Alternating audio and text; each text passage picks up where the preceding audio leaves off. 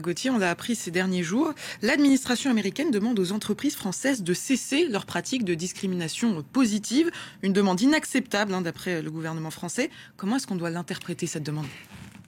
Alors, d'une part, c'est une façon évidemment de contrer les entreprises françaises, de contrer la concurrence. Ça veut dire que, peut-être avec l'augmentation des taxes, Trump n'est pas si sûr que ça suffise à dissuader les entreprises étrangères, non seulement de considérer le marché américain comme intéressant, mais que ça suffise aussi pour dissuader le consommateur américain d'acheter, par exemple, européen.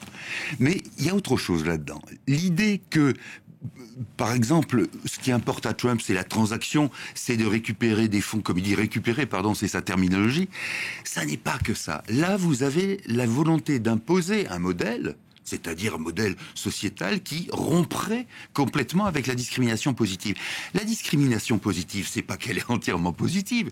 Trump lui-même le dit, il dit c'est quelque chose qui en quelque sorte nie l'individu pour favoriser une communauté. C'est contraire aux principes des États-Unis. Oui. Très bien.